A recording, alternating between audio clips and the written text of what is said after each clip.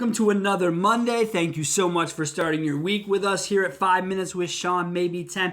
This week's show, we go a little bit old school, not because we wanted to, only because technology let us down. Today, I'll be interviewing Dave diCecco. Dave is one of the brightest, most intriguing car people I've ever met, and it's his passion for his business, for the BDC world specifically, that draws me to him. You're going to see exactly why in this episode. The reason I say old school is the video concept part here has fallen apart on us. So we have just an audio old school 5 Minutes with Sean edition here. You'll hear me say in the intro that I was on video. Turns out I wasn't either. So we don't have it, but it's no big deal because what matters is the content. What you're going to want to listen to is how Dave talks about how to basically deal with all of this and how you're going to come out the other side. Just please get your teams together, sit down, and take notes because this week's episode is a can't miss. Thank you guys so much, and we'll see you again next Monday. What's going on, everybody? Welcome to another 5 Minutes with Sean, maybe 10. Today is going to go more than 10 minutes. I can guarantee that. We are doing another sit-down edition. This one's a little bit different because we got myself on video, but my guy, Dave diCecco, coming in from North Carolina. Dave, how are you, man? I'm doing great. How are you today? I'm wonderful, man. Thank you so much for coming on. Dave's joining us from his dealership. He has doesn't have the capability of the video side of things right now. We're not worried about it. We're going to press through. Dave, talk to me first, man. Thanks for coming on the show. I really appreciate it. You and I have tried to set up a few different times, so I'm glad this worked. Tell me, man, how long have you been in the car game, and what's the current role today for the folks who don't know you? Okay. Been in the car business for 24 years. I broke into it way back when, and actually I used to sell insurance, and I was selling life insurance, and I was at a guy's house selling him a policy for his family, and he owned a car dealership, and he says, I got a great concept. People come to you. You don't have to go knocking on doors. Why don't you come work for me? And I called him up about a week later, and I've been in the business ever since. I spent 15 years with him before I moved down to North Carolina, helped him grow his group up to 12 stores. And then I relocated to North Carolina, and I've been here since. And while I started with him, I started in sales. Went to F&I for about a year. Hated it. Went like everybody else. You either love it or you hate it. I hated it. Went to the desk, and then he came to me one day, and he says, this little box, the computer, he says, one day is going to make me a lot of money. You might be the only one that can figure out how to use it. And started the first, so to speak, internet department back then. And I've been doing this now probably close to 18, 19 years doing internet BDC sales. And you are you're a BDC manager or director as currently, right, Dave? That's how the setup is. You have multiple rooftops and a team you work with? Yes. Yes. Yeah, multiple. I've got Buick, GMC, Chevrolet, Cadillac. We have a Nissan, and we have a pre-owned store. And I run both the sales and the service department BDCs. It's a lot of work, my friend. It's a lot of work. And you said, how long have you been with the current group you're with? Current group I'm with 2 years now. 2 years. Now, you were talking to me pre-show about your group. Just kind of highlight for me the great things going on right now within your group as it relates to kind of what we're all dealing with right now in this industry. Okay, yeah. I mean, this coronavirus, every day people are talking about getting laid off and everything like that. And one of the reasons I came to work for this group was the longevity of some of the employees here, because she took a philosophy from her dad about being employee-centric first and foremost.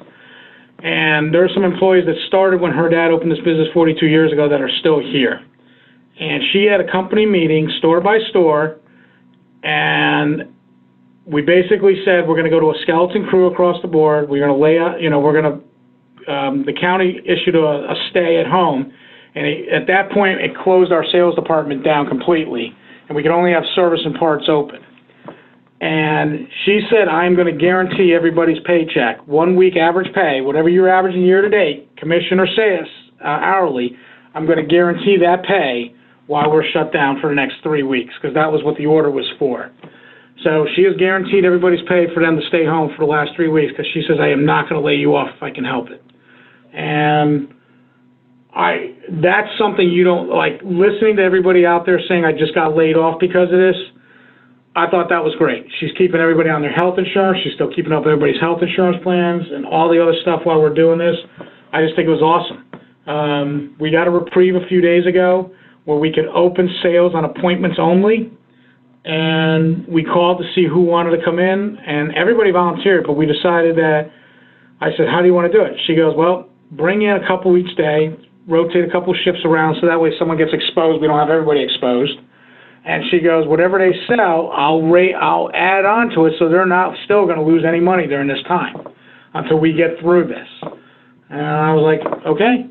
So I've got half my BDC here. We got a third of our sales staff here.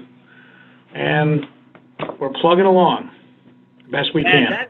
That is so awesome to hear. And, you know, bravo, high fives all around for your ownership group. I mean, that is just, during times like these, man, I was fortunate in '08 to work for great people. I was fortunate after 9/11 to work for great people. And I got to tell you, you really can tell who people are in times of panic, in times of crisis. And so to have a group like yours say what they're saying with multiple rooftops and all the expense, everyone has expense, everyone has things they're trying to get through and get past, and here your owner is guaranteeing people pay. I'm very impressed by it, Dave. It must make it easier for you to kind of go home and be yourself and be who you are, knowing that's who you work for.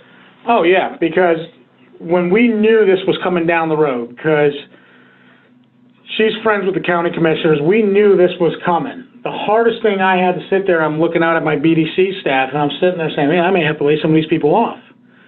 And, you know, everybody's got families, kids, bills to pay, and I'm like,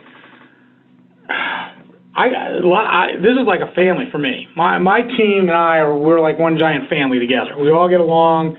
We've all been together a while. We're a great group of people to work with. And it was the hardest thing I thought I was going to have to do. And when she had that meeting, it was like, wow, this is why I came to work for you. That's really heartwarming. And the part I like about it, you talk about family, and obviously I've gotten to know you through social media, LinkedIn over the years and watching you, and you talk about your team.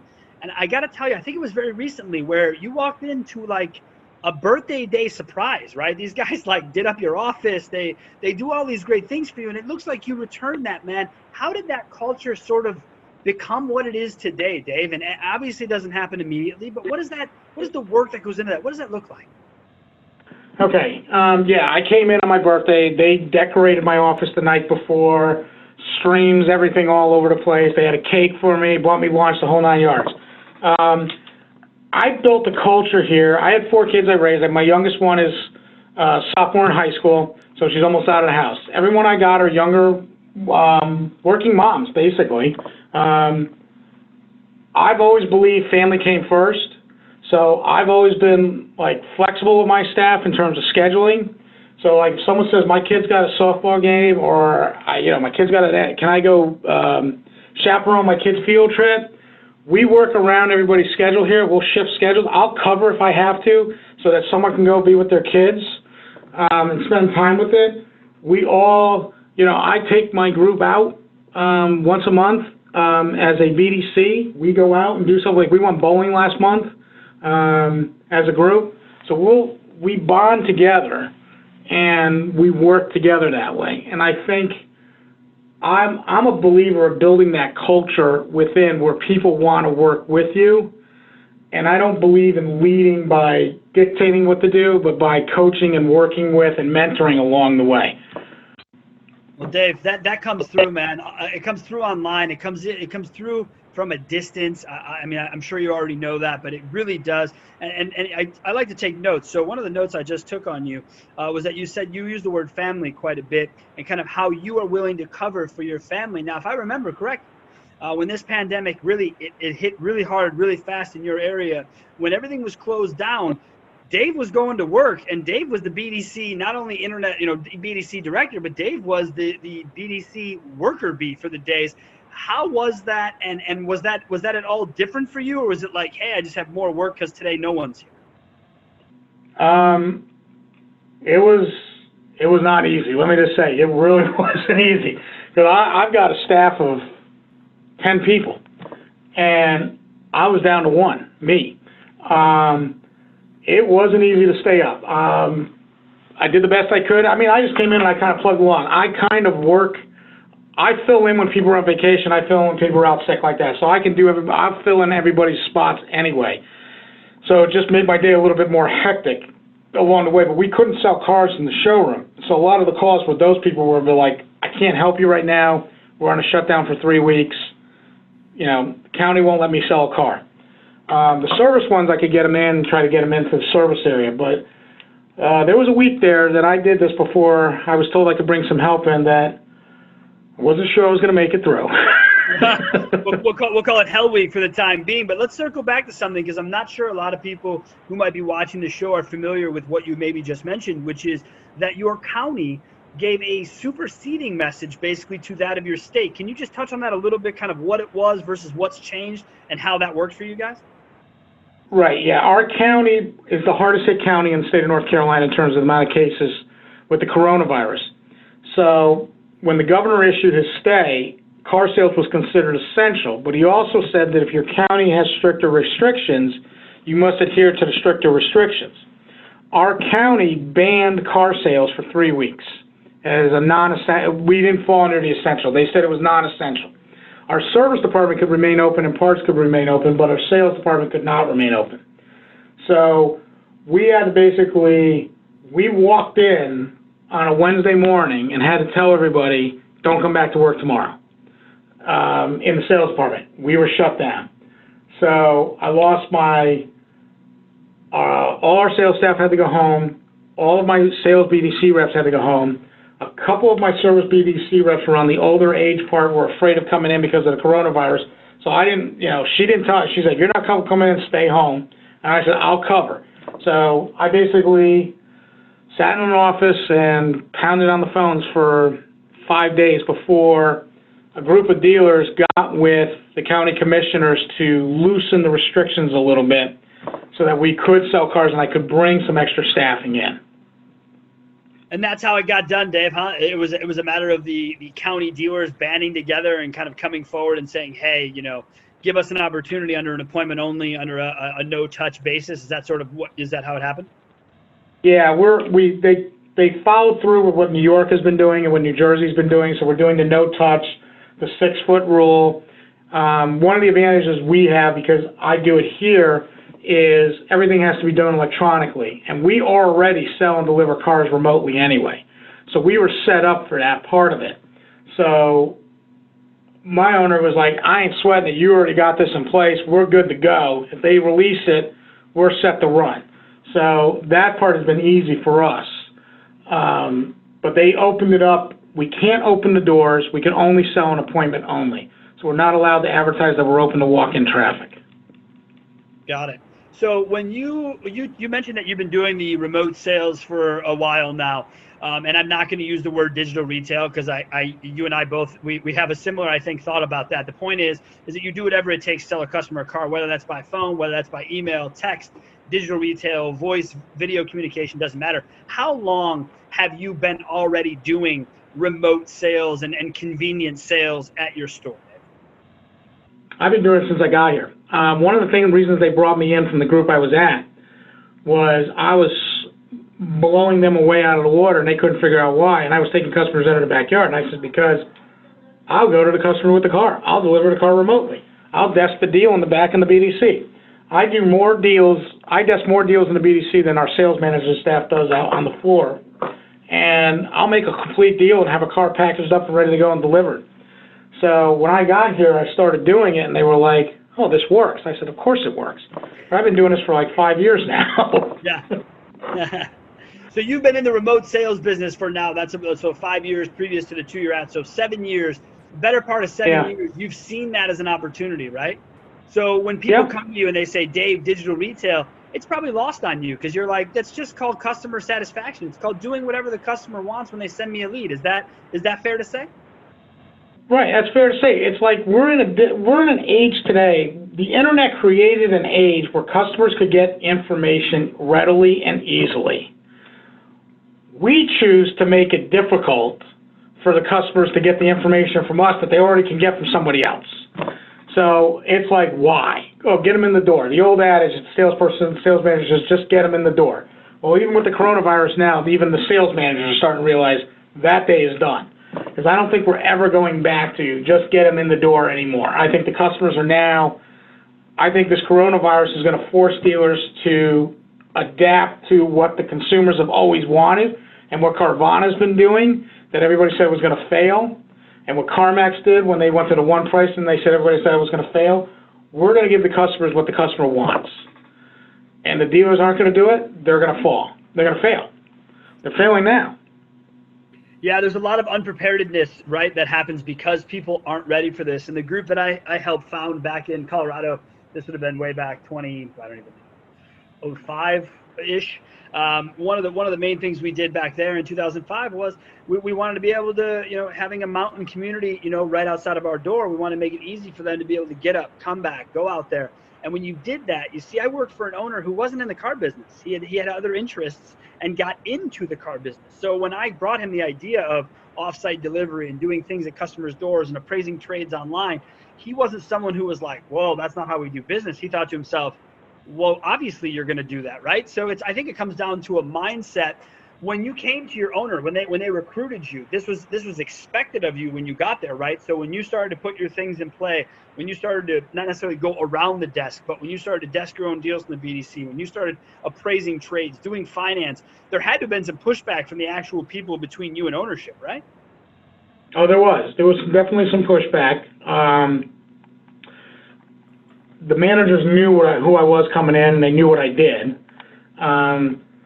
We had one of the things I respected about the owners, after I met with the owner, and I met with her son, and they asked me if I would take the position, and I said, these are the guidelines I have. One of them was being able to desk the deal, do the finance, do the trade appraisals, have complete autonomy to make a deal. And she was okay with it, and then we called all the managers in, and I explained to them, this is how I do it. And I said, you're not going to like it, but I'm going to tell you, it works, and we're going to sell more cars. And we grew 38% last year. And we didn't change any advertising. We just gave the customer what the customer wanted. And we actually made more money. And it took a little while, but as we started moving the needle, the manager started saying, I'm making more money. I'm okay with this now. Isn't that what it comes down to, Dave? As long as everyone's making money, it'll quiet any storm that's ahead of us. Sadly, but yes, it is. It is the almighty dollar. The almighty dollar. So let me ask you something. You just touched on it. You touched on your ownership changed nothing of advertising. They brought you in, they changed processes, they went down a different road. With advertising budgets now, because as you know, that's my world and that's where I live every day. How is ownership dealing with their budgets in these times, Dave? And is that something you as an internet director are responsible for? Is it your department? Do you have a separate marketing department? Sort of how does that flow at your dealership today? We have an ad company that we use that they've been using for, 10 or 12 years now. I have a say in on all the advertising that we do. And we're pretty much 100% digital right now with our advertising. We kind of set a budget at the beginning of the year how we're going to go, and we kind of modify depending on, right now we're making adjustments based on the pandemic that's going on currently right now. But I'm a big ROI guy. Everything for me has to have an ROI that makes sense. And if I can't track it, I'm not using it. Third-party vendors, I will say, have stepped up their game phenomenally this month to help out the dealers. I think you and I were talking about that too. I mean, I got eLeads offered me a free month. Everybody's offering 50% off. It shows you that we're all in this together. Mike Cavanaugh, Max Digital's offered his services and their Max Digital BDC for free to dealers right now. I've had other vendors offer me their products to try for free right now to see if I like it for the next 90 days to help during this time. And I think it's great that everybody's kind of coming together, and obviously we're cutting our advertising down by the vendors coming in and offering their reduction in price. It makes it easier for me not to have to sit there and say, I'm canceling you or I'm canceling you for the time being, because the reductions have kind of got us to the point where she's okay with the amount of money that we're going to have to spend out, knowing that the sales is going to drop right now. Well, that's a fair way to look at it, man. I mean, the best thing you can do right now, the advice I give to all my clients is look at your data from this month versus last month versus the previous year. And the only reason to do that is because what works is going to be shining, in my opinion. I really think that your data will show you what has worked, what hasn't. And in times like this, it really brings itself to the forefront. So I think that makes it a lot easier. Dave, how do you guys, obviously you're being given orders in sort of three-week increments. How are you guys handling discussions? Are you guys having managers meetings daily about these things, weekly? Is there, how is your group communicating all of what's going on during times like these? We started a few weeks ago. We were starting to do it every other day. We would have a giant conference call with all the managers, sales and service and parts. And then starting last week, we were meeting every day. And now that when the sales department shut down, we've kind of tailored it as new information comes out. She'll send out an email to all the managers saying, get on this call. We're going to have a group call right now, or we're going to have a group call in 30 minutes. And everybody has to email back saying, okay. And then we're getting on a call and having a discussion. But right now, sadly, we're meeting based on a reactionary methods to what is happening with the situation as it's evolving. Okay. I mean, look, I don't know. I don't think it's unfortunate, Dave. I think that's really the only matter is to be reactionary. And I say that it sounds like your owner has a plan, right, for the long term, how she's handling her employees, how she's handling her pay, etc. But what she can't know is what restrictions will happen tomorrow, what discussions government has, etc. So, I mean, I think that's really a great approach, and I hope folks listening will really take this and say to themselves, are we communicating that way at our stores? Because it's really, really important. So, Dave, we talked about a little bit pre-show. Everyone's talking about how the behavior of online customers hasn't really changed. Now, I don't necessarily buy that from a lead standpoint. I buy that if you look in Google Analytics, where I live as a nerd, and you see shopping behavior, sure, maybe they haven't necessarily changed because everyone's locked in, but I don't see the lead volume. Dave, what are you seeing? And sort of walk me back to when it did change, when did it change, and where are you at today with lead volume and that sort of sales inquiry and opportunity? Okay, it's funny, we were talking about this pre-show, and right before I got on the meeting with you, General Motors called me to talk about this same conversation, because my lead volume is not going up. It's actually going down. Everybody thought, oh, everybody's going to be home now and it's going to go up. It's not. It's going down. I told General Motors, I don't think it's anything to do with your advertising. I don't think it has anything to do with the programs that are right now. I just think it's the people don't know. I started seeing a dip probably about the 10th of March, second week of March, because I look at my Google Analytics on a weekly basis, and then I compare week to week so I could see how trends are looking, especially when we knew this pandemic was coming around. So second week of March, we started seeing a drastic turn in terms of website. Advertising dollars spending the same week to week. Our trend was going downwards starting the second week of March. We've kind of flatlined the last 10 days or so, mainly because that's when they announced that we had to be shut down. But as more people are hunkering home, my owner said the same thing, and everybody, and I thought it too, to be quite honest. I thought, oh, people are going to be home. I'm going to get a boatload of internet leads, people inquiring for cars. I'm not, but I'm getting better quality. I'm getting people that are actually buying a car or need to buy a car calling me right now. And I'm okay with that. I'd rather have less leads and better quality than just people just tire kicking on the internet right now. And Dave, I got to tell you, man, that's what I've been telling people for the last 3 weeks. So thank you for saying it yourself from a retail perspective, which is, guys, lead count's going to go down because it's going to be serious buyers only. That's what's going to happen, and there's nothing wrong with that. It's going to improve your close rates. It's going to shine a light on what of your providers and or spend is really driving the needle. You're going to see it here, man. So that is really kick-ass to hear. And let me be honest with you about something. If General Motors called you and was wondering about their lead volume, I'd say to them, guys, you were the first ones to announce it. You had the best offer. You still have the best offer. It has nothing to do with you. This isn't a you thing. I think it's consumer fear. And I believe consumer anything, whether it's happiness or fear, runs our world. It isn't the government. It isn't stock markets. All those things are factors, but consumer fear or their readiness to do business is really what's affected. So Dave, the leads you are getting, you're hearing people, it's only need based, or is there someone who's like, look, I've been waiting to get this Tahoe for the longest time. Now 0%, it makes sense. What do the conversations sound like? I'm getting both. I've had customers that my car's died, my car is dying, and I've had other people saying, I wanted this car, you got 0 for 84 right now, and you got 4 months deferment on the payments. So that has been, telling someone you don't have a payment until July has been huge in getting people to come in, because I'm in the same boat. I gotta be honest, I bought my wife a car last week. So I said to her, it's 0 for 84, we don't have to make a payment until July. I said, it's time to trade your car in right now. And it was funny, she said, yes, we're doing it. So I did it.